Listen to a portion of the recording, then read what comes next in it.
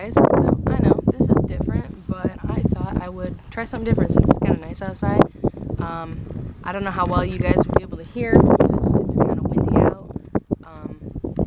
But I kind of wanted a little bit more privacy with my story times, and kind of the way to do that is to go outside. So we're gonna try something different. Like, depending on how the weather is, I'm thinking we'll start doing stuff outside a little bit more. Because it's kind of beautiful out here. If the sun would kind of shine a little bit more, and if the wind would fucking die down, that'd be great. But again, don't know how well you can hear me, but we are going to do another story time, and this is another serious one. I kind of want to get all of my serious ones out before I talk about my relationship with Jake. This one's pretty heavy. I call this series Core because it's Casper, Oliver, Remi, the person I'm going to talk about, and Edgar, which are the core of my problems. I didn't do that to be funny. I didn't do that to be clever or anything. It kind of actually just happened by accident, but I decided they're the core of my problems. They're four of the worst men I've ever met in my life and have caused me probably the most damage. Like, aside from my father, which I don't think that my father really did things intentionally, but we're gonna do the story of Remi, who I don't even know what to call him because he wasn't really like an ex and he wasn't really even a friend. He was just an abusive piece of shit. I met Remi when I started my 6th grade year. I don't know if you guys have the same thing where you each go to different middle or elementary schools. Like, there were 3 for us in my old hometown. Keep that in mind. Like, this isn't my new school. This was my old school. There were 3 elementary schools, and he happened to go to a different one than me, but we all went to the same middle school, and we met because of choir, ironically. I think everyone in this series I met through choir mostly, except Oliver. He didn't do choir. But Remi was really into music and stuff, and this series is probably gonna... this specific video might seem like slander because he makes me so angry, but, like, he wasn't talented. Like, he really thought that he was better than he was, and I used to think that he was, like, amazing and everything, and then thinking back, he really wasn't. He was just a bully. But we sat, I think, 3 seats from each other, because this was before, like, we were sectioned off to, like, alto, sopranos, baritones, and stuff like that, and we kind of just became, like, friends, I guess. Like, we just started talking and everything, and I gave him my number, which, as you guys know and I've talked about, I am very private with my number. Even back then, I wouldn't just, like... I did a little bit more give my number out back then, but it was really only to people I trusted. I didn't just say to, like, anyone, here's my number, feel free to call or text. I was very private about it, and that was mainly because of my dad. But we talked. I don't even remember a lot of our relationship because he was so fucking abusive, it's ridiculous. But we grew close in a fairly decent amount of time, and in 6th grade, like, we didn't really have problems, but, like, we kind of dated, because I did kind of like him. I thought that he was a good guy and everything, and I was, again, still having the problems at home, which is where a lot of my bad relationships come from, is me turning to someone because of my bad home life, and he kind of took advantage of that. Like, he knew that I cared about him, and then started dating all of my friends to hurt me and turned everyone against me very slowly and made me look like I was a psychopath. And I don't even know where to start with him, but we had a lot of problems. Like, I used to kind of think that Jake was kind of like Remi, mainly because of their mixed signals, and I felt, honestly, for a really long time that Jake was manipulating me in that same way that, okay, you know that I'm vulnerable, why are you doing this? Like, why are you doing this to hurt me? And our relationship went south, and we had a lot of breaks, I would say, but I would always come back to him. Like, I would come basically, like, crawling back to him because I missed him, and I thought, I don't have anything better than this. Like, this is slightly better than my home life. It's slightly better than the shit I'm going through his school. Like, this is all that I have, is basically what it came down to. And I would always come back to him like a fucking piece of shit. Like, that is number one in the rule of manipulation, is coming back to someone that makes you feel like shit. Like, because you can't live without it. Like, you can't live without that slightly better relationship with someone. And what really sucks about my relationship with him is it went on for, like, I want to say 4 years.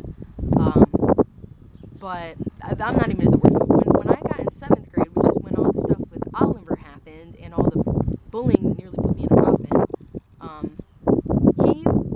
he manipulated me. And sometimes, like, I swear on my grave that he might be, like, maybe has a personality disorder of some sort, just because of the way that he treated me. Like, sometimes he was really compassionate and understanding, and then fucking snap of a finger was incredibly abusive and was just treating me like fucking garbage. Like, he treated me a lot of times less than human. But sometimes that good, that one good, like, compliment, that one good, like, conversation, like, made up for everything. And he knew all about, like, the stuff with my mom going on, like, because I don't want to talk about my mom. I really just want to keep that to myself just to not cause problems. But some stuff happened with my mom, and, like, he was there for me. But as soon as that happened, like, he stopped caring, and, like, a lot of the times I would talk about being suicidal, and he'd be like, why do you do this for attention? Like, you know that you're not going to do it. Like, you're a fucking coward. Like, and I remember one time I asked him if his parents were abusive, and, he said, how the fuck can you talk to me like that? Like, it was kind of just like, how dare you talk to me like that? Like, my parents are nothing like that. Like, how can you assume something like that? And I just asked him a simple question. Like, he always turned the smallest things into big things and always attacked me for just asking questions most of the time. And he's not the worst guy that I've ever met, but he was kind of that starting of me with a life of abuse, like, that was even worse than at home. And throughout the time that my mom was gone, like, he was kind of compassionate and was like, oh, she's gonna come back, and, like, you're gonna run off with her, and, like, your life is gonna be better. And I really believed him, like, not because, like, my mom is really a bad person, but, like, I was just like, yeah, you're right, like, life is gonna turn around, like, yeah, I trust you, like. And I think deep down in his mind he was like, you're fucking stupid, your life is not gonna get better because you're stupid. And he made me feel stupid a lot of our friendship, even though he's really not that smart. He's just abusive. Like, I get it, people who are abusive are clever in a sense because they know how to get under your skin, and he knew that if he pushed just enough, I would cave. And sorry, there's a car. But every time I would start to kind of get away from him, he would be like, oh, Sarah, come back.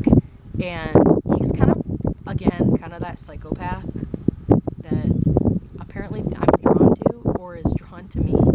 But when I moved, like, he didn't even care that I moved. But my dad died literally a month after I started at my new school, and I remember messaging him, and I was like, because, my dad's funeral ended up being in my hometown, and I was like, I really need you to be there. And this was well before, like, I even met Jake. This was even before I met Casper. I almost just said his name. But I asked him if he'd come to my dad's funeral because, like, I thought we were friends. And, like, even though we had lots of problems, I still cared about him, like, very deep down. Like, I still loved him as a person, even though he is a horrible fucking human being. And I wish that I could...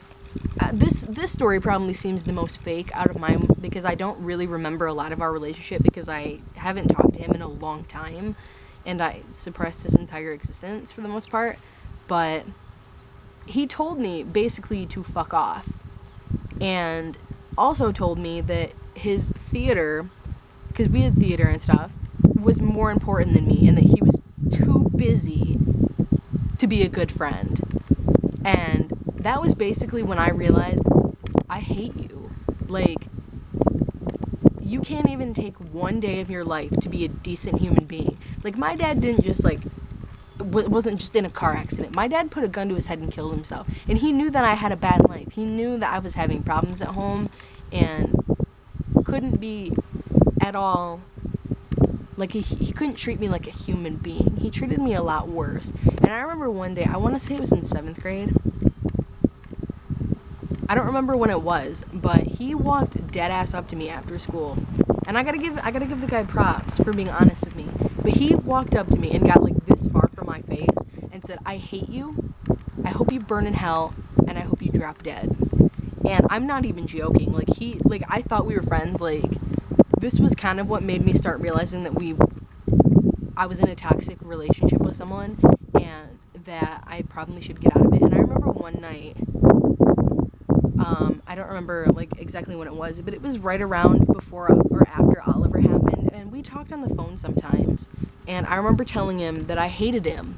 And my dad had like just gotten home from work and was just coming up the steps and heard me and came running into my room and everything and took my phone from me and threatened Remi and said, "If you ever come near her or ever talk to her again, I will go to your house and kill you." And I'm not even joking. Like, I'm being dead serious. Like, my dad was very, very, like, I don't want to say possessive, but my dad was very possessive of me, especially with guys. And I think that this is mostly why, is because he knew that there were bad people out there, like Remi, like Oliver, like Casper, like Edgar, and wanted to protect me from them. And never let me have relationships with guys. And this was kind of the starting of that. And after this stuff happened with my dad dying, we didn't talk because I realized, you're a piece of shit. Like, I sacrificed like 3 years of my life dedicated to you and making you happy and doing everything you wanted. No, he never asked me for anything sexual, and that's what's really strange, is he's the only abusive guy I've ever known that has not taken advantage of me sexually, other than maybe Edgar. But he hurt me mentally and emotionally, and he knew that that would do more damage. And then not soon after that, like, Oliver happened, and then Casper happened, and then Edgar happened. Like, again, the core of my problems stems from these 4 men who are horrible. And I can't remember when I talked to Remi again, but I'm trying to remember. I think it was after me and Casper broke up. I don't even remember doing this because, like, again, I suppressed the entire year that my dad died. The only thing that I remember is what I wrote about in a journal that I kind of had to because of grief counseling. And I remember reading that apparently I went and messaged Remi and was like, I don't even remember what I'd said to him. I don't even remember how the course of the conversation happened, but for some reason I talked to him. And he was like, basically like, fuck off. Like,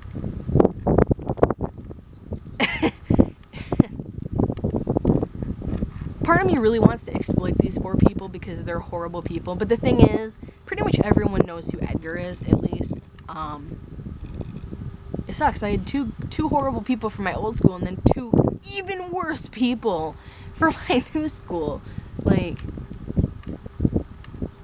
I have a lot of stories about being abused, and those 4 people happen to be the worst. Remi really didn't do the most damage. Like, Remi was starting, like, he was the starting to the avalanche that just, like, grew 5 million times bigger than it originally was. Like, Remi is definitely not the most painful and not the worst, but Remi did do a lot of damage to me and made me really, like, he was the starting of making me afraid of men. And he never stood up for me, never protected me. Like, he knew I was cutting, he knew I was suicidal, and it was always, you're a fucking attention whore. And he would always be like, yeah, go ahead and go kill yourself. Like, prove it to me. And people like that, because I can't tell how many times I've been told to just kill myself. People like him saying that are why I've been this close, and I know that that probably makes me sound weak. Words controlling a person, but you don't know how many times I've been told it, to the point where I finally was just like, nobody wants me here. Like, nobody that I've ever loved has wanted me here anyways. Like, even my friends on Facebook and stuff found out I was cutting again and suicidal and didn't even ask if I was okay. Like, kind of hurts. It's like a stab in the back, and then my book signing happened, and it's just like, stab the knife even deeper. Like, I don't mean to be passive aggressive, but I deleted a lot of my friends on Facebook because it's just like, really the only friend that I have, really honestly, is Jake. And it really hurts because, like, I've done a lot of good things for people, and he's really the only person that I have.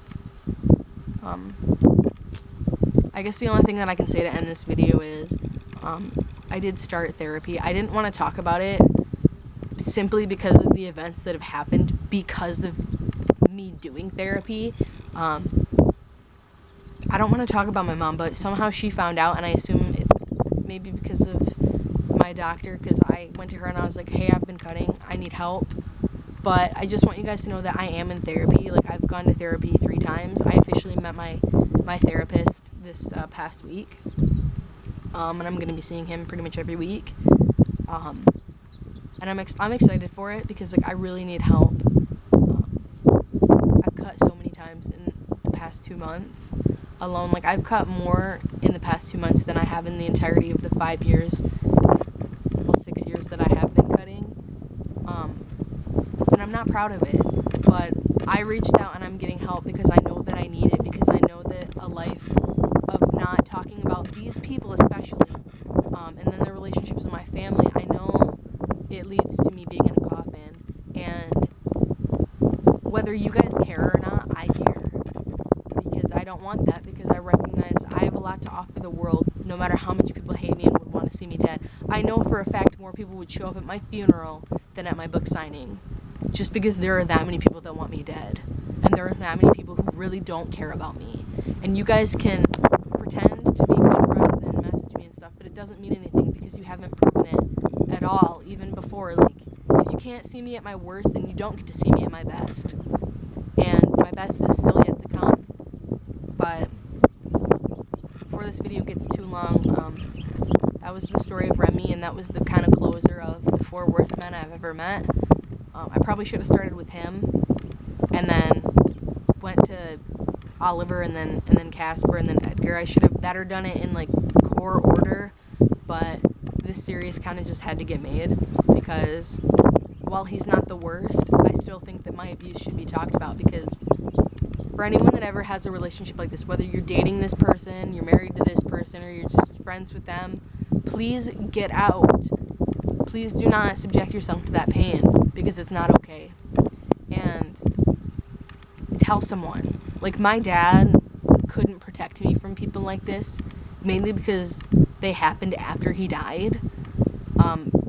Most of them happened, like, just before and just after he died, and my dad couldn't have done anything. But you need to find someone. And I know a lot of people probably aren't going to listen to you. They didn't listen to me either. None of the 4 people that I went and told what they did, nobody cared. People still don't care. But these stories have to be made, not to slander the people, because if I wanted to slander you, I could. I could destroy your life. I could tell who you are. I could tell where you probably live. I could easily destroy you, but I'm not that kind of person. No matter how much you destroyed me, I'm never going to stoop to your low and get revenge, because revenge is not how you heal. Revenge is what makes things worse. If I wanted to, I could destroy my mother's life. I have a lot of things that could put my mom in jail, and I'm not going to do that. I don't hate her enough to do that. I'm not that bad of a person. And I never want to make the people who hurt me hurt the way that I did. Not that it matters. They don't have hearts. They don't care. But revenge is not the way to go. Reaching out for help is the way to go. And maybe that's therapy. Maybe that's just telling someone that might be able to do something. But never subject yourself to this, because I spent 5, almost 6 years of my life with these people, and it got worse. You never know that you could stop with the Remi of the world. You know what I mean? Like, you could stop from having anyone after that and find yourself a good relationship, because this is how you end up saving yourself from almost ending up dead, because I know how serious abuse is and how it leads. I know where it leads. So please just listen to me. I know that this story is probably the least believable of all of mine, because I can't remember a lot of our relationship for a lot of good reasons. But it's for you guys. My YouTube channel is for you. And it is for my healing as well, but it's for me spreading the word to advocate against hate, against revenge, to advocate, you know, my job is to advocate for helping people because it's the only thing I'm even slightly good at. So if you ever have a relationship like this, get the fuck out or tell someone. Like, don't make the mistake that I did and keep falling back into it, because I fell into all of those relationships and got nearly put in a coffin. So don't make that mistake. Please reach out. That's all that I'm telling you. Really, that's all that I can say. I don't know what else to say other than that, but I think after this video we'll start going into happier things and maybe make a series about me and Jake or something, because fuck, I need it. I'm tired of talking about these people. I'm tired of giving them the power, and I'm tired of them fucking hurting me. So keep a lookout. We'll probably get into that video or something. So I will see you guys in the next video, hopefully a happier video. But I guess, like this video, I don't know. I don't know what to say with those, but subscribe. I have all kinds of content. If you don't like this stuff, I have happier stuff. But happier stuff is coming your way, I promise. But again, get help. It'll save your life. And also know, I love you guys very, very much. You mean the world to me. I will see you guys in the next video. I love you guys. Bye-bye.